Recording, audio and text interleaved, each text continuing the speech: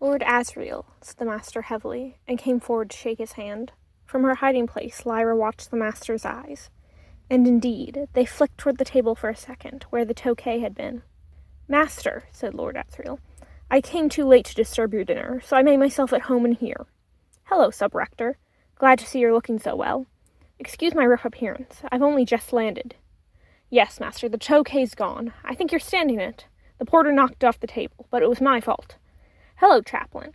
I read your latest paper with great interest. He moved away with the chaplain, leaving Lyra with a clear view of the master's face. It was impassive, but the demon on his shoulder was shuffling her feathers and moving restlessly from foot to foot. Lord Asriel was already dominating the room, and although he was careful to be courteous to the master in the master's own territory, it was clear where the power lay. The scholars greeted the visitor and moved into the room, some sitting on the table, some in the armchairs, and soon a buzz of conversation filled the air. Lyra could see that they were powerfully intrigued by the wooden case, the screen, and the lantern. She knew the scholars well, the librarian, the sub-rector, the inquirer, and the rest. They were men who had been around her all her life, taught her, chastised her, consoled her, given her little presents, chased her away from the fruit trees in the garden. They were all she had for a family. They might even have felt like a family, if she knew what a family was. Though if she did, she had been more likely to feel that about the college servants. The scholars had more important things to do than to attend to the affections of a half-wild, half-civilized girl, left among them by chance. The master lit the spirit lamp under the little silver chafing dish, and heated some butter before cutting half a dozen poppy heads open and tossing them in. Poppy was always served after a feast. It clarified the mind and stimulated the tongue, and it made for rich conversations. It was traditional for the master to cook it himself. Under the sizzle of the frying butter and the hum of talk, Lyra shifted around to find a more comfortable position for herself. With enormous care, she took one of the robes, a full-length fur, off its hanger and laid it on the floor of the wardrobe. You should have used a scratchy one, whispered Pantalaimon. If you get too comfortable, you'll go to sleep. If I do, it's your job to wake me up, she replied. She sat and listened to the talk. Mighty dull talk it was, too. Almost all of it politics, and London politics at that. Nothing exciting about Tartars. The smell of frying poppy and smoke leaf drifted pleasantly in through the wardrobe door. More than once Lyra found herself nodding. But finally she heard someone rap on the table. The voices fell silent, and then the master spoke. Gentlemen, he said, I feel sure I speak for all of us when I bid Lord Asriel welcome. His visits are rare, but always immensely valuable, and I understand he has something of particular interest to show us tonight. This is a time of high political tension, as we are all aware. Lord Asriel's presence is required early tomorrow morning in Whitehall, and a train is waiting with steam up here, so we must use our time wisely. When he has finished speaking to us, I imagine there will be some questions. Please keep them brief and to the point. Lord Asriel, would you like to begin? Thank you, master, said Lord Asriel. To start with, I have a few slides to show you. Sub-rector, you can see best from here, I think. Perhaps the master would like to take the chair near the wardrobe.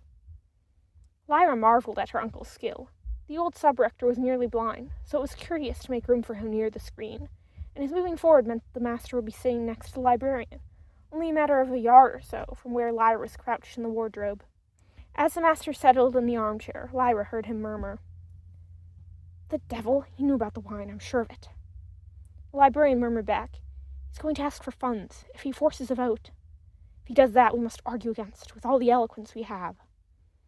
The lantern began to hiss as Lord Asriel pumped it hard. Lyra moved slightly so that she could see the screen, where a brilliant white circle had begun to glow. Lord Asriel called, Could someone turn the lamp down? One of the scholars got up to do that, and the room darkened. Lord Asriel began. As some of you know, I set out for the north 12 months ago, on a diplomatic mission to the King of Lapland. At least, that's what I pretended to be doing. In fact, my real aim was to go further north still, right up to the ice, in fact, to try and discover what had happened to the Grumman expedition. One of Grumman's last messages to the Academy in Berlin spoke of a certain natural phenomenon only seen in the lands of the north. I was determined to investigate that, as well as find out what I could about Grumman. The first picture I'm going to show you isn't directly about either of those things. And he put the first slide into the frame and slid it behind the lens. A circular photogram in sharp black and white appeared on the screen.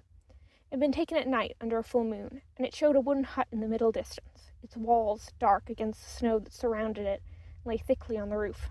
Beside the hut stood an array of philosophical instruments, which looked to Lyra's eye like something from the anabolic park on the road to Yarnton. Aerials, wires, porcelain insulators, all glittering in the moonlight and thickly covered in frost. A man in furs, his face hardly visible in the deep hood of his garment, stood in the foreground, with his hand raised as if in greeting. To one side of him stood a smaller figure. The moonlight bathed everything in the same pallid gleam. That photogram was taken with standard silver nitrate emulsion, Lord Asriel said. I'd like you to look to the other one, taken from the same spot only a minute later, with a new specially prepared emulsion. He lifted out the first slide and dropped another into the frame. This was much darker. It was as if the moonlight had been filtered out. The horizon was still visible, with the dark shape of the hut and its light snow-covered roof standing out. But the complexity of the instruments was hidden in darkness. But the man had altogether changed. He was bathed in light, and a fountain of glowing particles seemed to be streaming from his upraised hand. That light, said the chaplain. Is it going up or coming down? It's coming down, said Lord Asriel. But it isn't light, it's dust. Something in the way he said it made Lyra imagine dust with a capital letter, as if this wasn't ordinary dust. The reaction of the scholars confirmed her feeling, because Lord Asriel's words caused a sudden collective silence, followed by gasps of incredulity. But how? Surely, it can't... Gentlemen, came the voice of the chaplain. Let Lord Asriel explain. It's dust, Lord Asriel repeated. It registers as light on the plate because particles of dust affect this emulsion as photons affect silver nitrate emulsion. It was partially to test it that my expedition went north in the first place. As you see, the figure of the man is perfectly visible. Now I'd like you to look at the shape to his left. He indicated the blurred shape of the smaller figure. I thought that was the man's demon, said the inquirer. No, his demon was at the time coiled around his neck in the form of a snake. That shape you can dimly see is a child. A severed child? Said someone, and the way he stopped showed that he knew this was something that shouldn't have been voiced. There was an intense silence. Then Lord Asriel said calmly, An entire child, which, given the nature of the dust, is precisely the point, is it not? No one spoke for several seconds. Then came the voice of the chaplain. Ah, he said, like a thirsty man who, having just drunk deeply, puts down the glass to let out the breath he has held while drinking. And the streams of dust come from the sky and bathe him in what looks like light. You may examine this picture as closely as you wish. I'll leave it behind when I go. I'm showing it to you now to demonstrate the effect of this new emulsion. Now I'd like to show you another picture. He changed the slide. The next picture was also taken at night, but this time without moonlight. It showed a small group of tents in the foreground, dimly outlined against the low horizon, and beside them an untidy heap of wooden boxes and a sledge. But the main interest of the picture lay in the sky. Streams and veils of light hung like curtains, looped and festooned on invisible hooks of hundreds of miles high, or blowing out sideways in the stream of some unimaginable wind. What is that? Said the voice of the sub-rector. It's a picture of the aurora. It's a very fine photograph, said the Polynarian professor. One of the best I've seen. Forgive my ignorance, said the shaky voice of the old precentor, but if I ever knew what the aurora was, I have forgotten. Is that what they call the northern lights? Yes, it has many names. It's composed of storms of charged particles and solar rays of intense and extraordinary strength, invisible in themselves, but causing this luminous radiation when they interact with the atmosphere. If there had been time, I would have had this slide tinted to show you the colors. Pale green and rose, for the most part, with a tinge of crimson along the lower edge of that curtain-like formation. This is taken with ordinary emulsion. Now I'd like you to look at the picture taken with the special emulsion. He took out the slide. Lyra heard the master say quietly, If he forces a vote, we could try to invoke the residence clause. He hasn't been resident in the college for 30 weeks out of the last 52. He's already got the chaplain on his side, the librarian murmured in reply. Lord Asriel put a new slide in the lantern frame. It showed the same scene. As with the previous pair of pictures, many of the features visible by ordinary light were much dimmer in this one, and so were the curtains of radiance in the sky. But in the middle of the aurora, high above the bleak landscape, Lyra could see something solid. She pressed her face to the crack to see more clearly, and she could see the scholars near the screen leaning forward too. As she gazed, her wonder grew, because there in the sky was the unmistakable outline of a city. Towers, domes, walls, buildings and streets suspended in the air. She nearly gasped with wonder. The Casington scholar said, That looks like a city. Exactly so, said Lord Asriel. A city in another world, no doubt, said the dean with contempt in his voice. Lord Asriel ignored him. There was a stir of excitement among some of the scholars, as if, having written treatises on the existence of the unicorn without ever having seen one, they had been presented with a living example newly captured. Is this the Barnard Stokes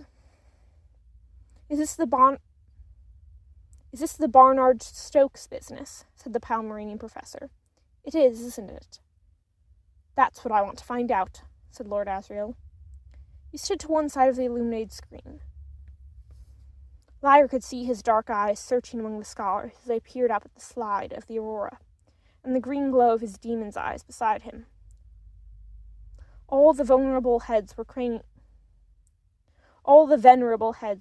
forward, their spectacles glinting. Only the master and the librarian leaned back in their chairs, with their heads close together.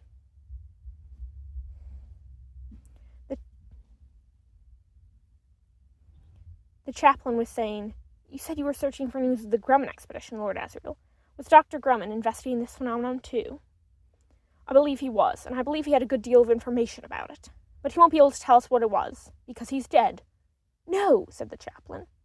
I'm afraid so, and I have the proof here.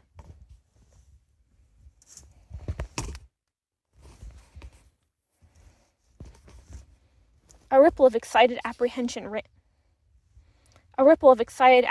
ran round the retiring room as, under Lord Asriel's direction, 2 or 3 of the younger scholars carried the wooden box to the front of the room. Lord Asriel took out the last slide, but left the lantern on. In the dramatic glare of the circle of light, he bent to lever open the box. Lyra heard the screech of nails coming out of damp wood. The master stood up to look, blocking Lyra's view. Her uncle spoke again. If you remember, Grumman's expedition vanished 18 months ago. The German Academy set him up there to go as far north as the magnetic pole and make various celestial observations. It was in the course of that journey that he observed the curious phenomenon we've already seen. Shortly after that, he vanished. It's been assumed that he had an accident and that his body's been lying in a crevasse all this time. In fact, there was no accident. What have you got there? Said the dean. Is that a vacuum container?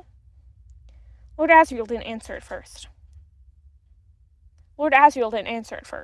Lyra heard the snap of metal clips and a hiss as air rushed into the vessel.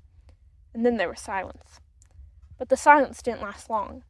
After a moment or two, Lyra heard her confused babble break out. Cries of horror, loud protest. Voices raised in anger and fear. But what? Hardly human! What happened to it? The master's voice cut through them all. Lord Asriel, what in God's name have you got there? This is the head of Stanislaus Grumman, said Lord Asriel's voice. Over the jumble of voices, Lyra heard someone stumble to the door and out, making incoherent sounds of distress. She wished she could see what they were seeing. Lord Asriel said, I found his body preserved on the ice off Svalbard. The head was treated in this way by his killers. You'll notice the characteristic scalping pattern. I think you might be familiar with it, Sub-Rector. The old man's voice was steady as he said, I have seen the Tartars do this. It's a technique you find among the aboriginals of Siberia and the Tunsk. From there, of course, it spread into the lands of the Skrælings, though I understand that it's now banned in New Denmark. May I examine it more closely, Lord Asriel? After a short silence, he spoke again. My eyes are not very clear, and the ice is dirty, but it seems to me that there is a hole at the top of the skull. Am I right? You are. Trepanning? Exactly. That caused a murmur of excitement. The master moved out of the way, and Lyra could see again. The old sub-rector, in the circle of light thrown by the lantern, was holding a heavy block of ice close to his eyes, and Lyra could see the object inside it. A bloody lump, barely recognizable as a human head. Pantalaimon fluttered around Lyra, his distress affecting her.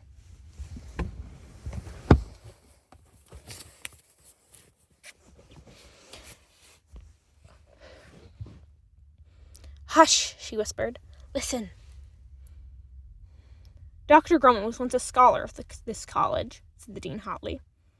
To fall into the hands of the Tartars, but that far north? They must have penetrated further than anyone imagined. Did I hear you say you found it near Svalbard? Said the dean. That's right.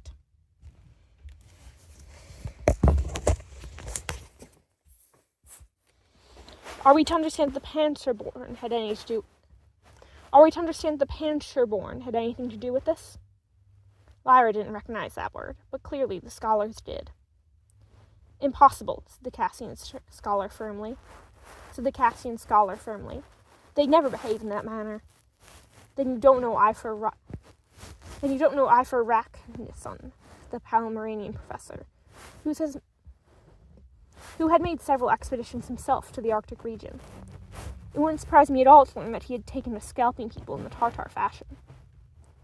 Lyra looked again at her uncle, who was watching the scholars with a glitter of sardonic amusement, and said nothing. Who is Ifor Raknison? Said someone. The king of Svalbard, said the Palmyrenian professor. Yes, that's right, one of the Panzerborn. He's an usurper of sorts, tricked his way into the throne, or so I understand.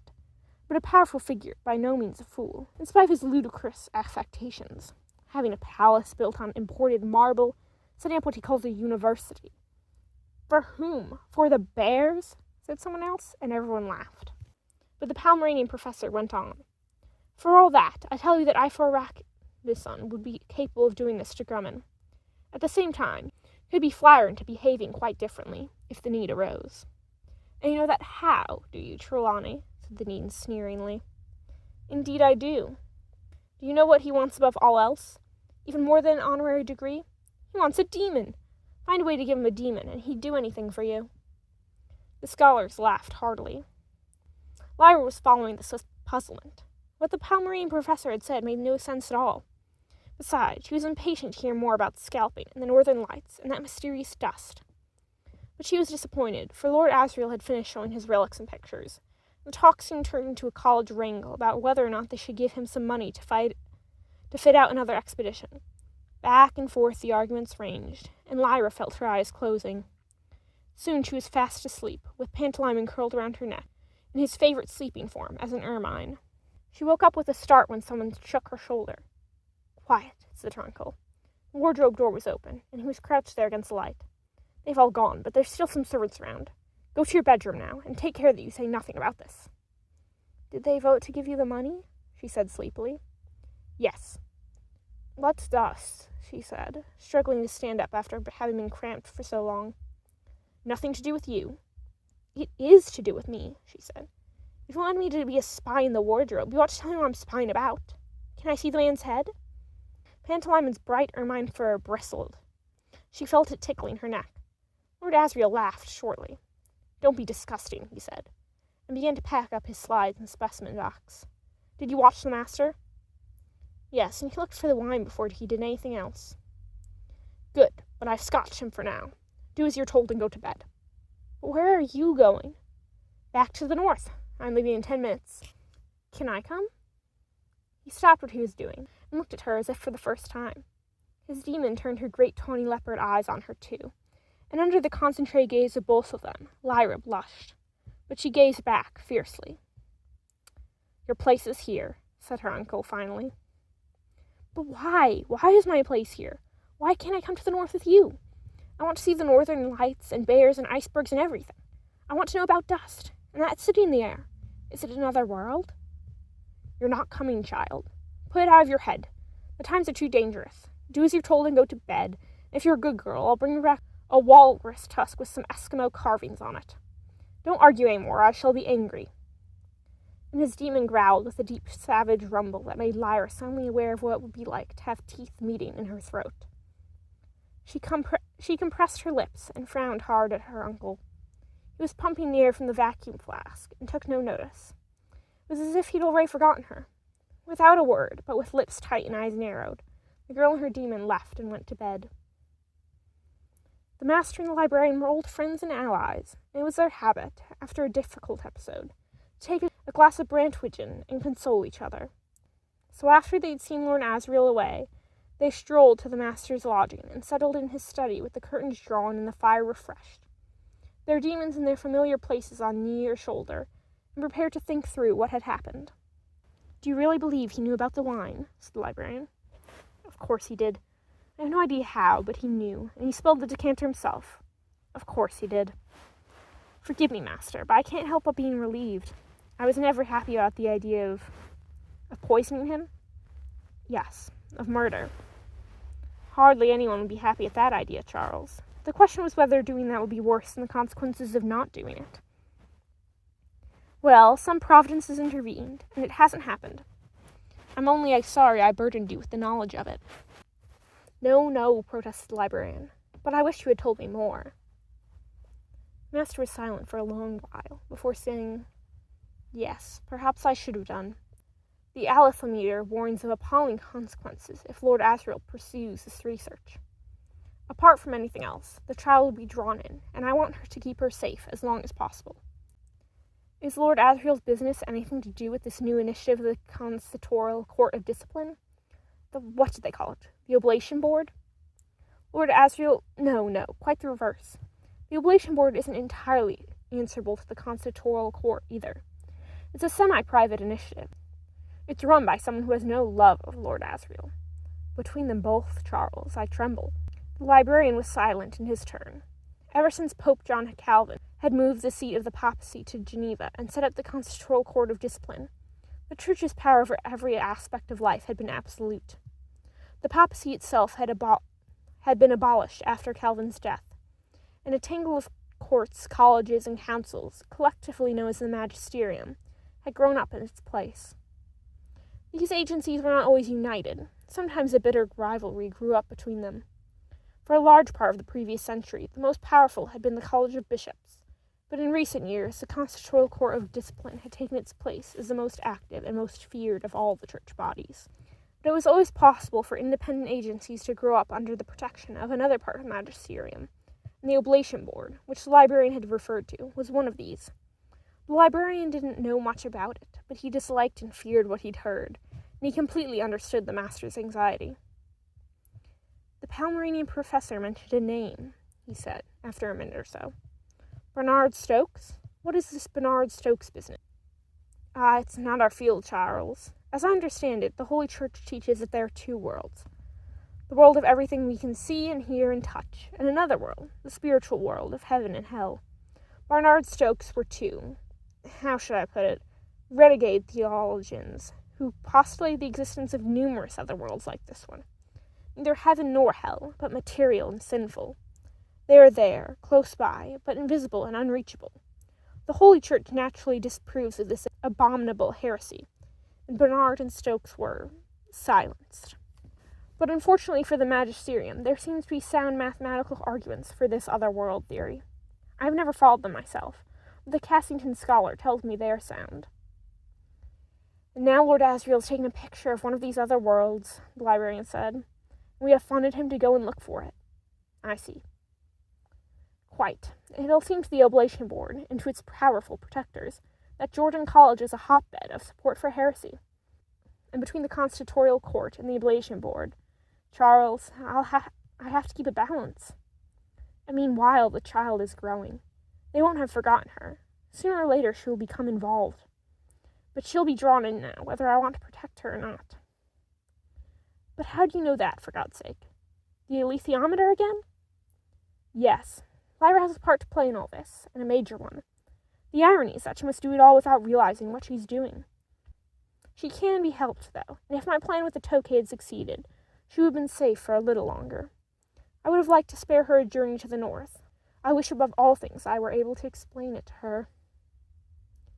"She wouldn't listen," the librarian said. "I know her ways only too well. Try to tell her anything serious, and she'll half listen for 5 minutes, and then start fidgeting. Quiz her about next time, and she'll have completely forgotten." "If I talk to her about dust, you don't think she'll listen to that?"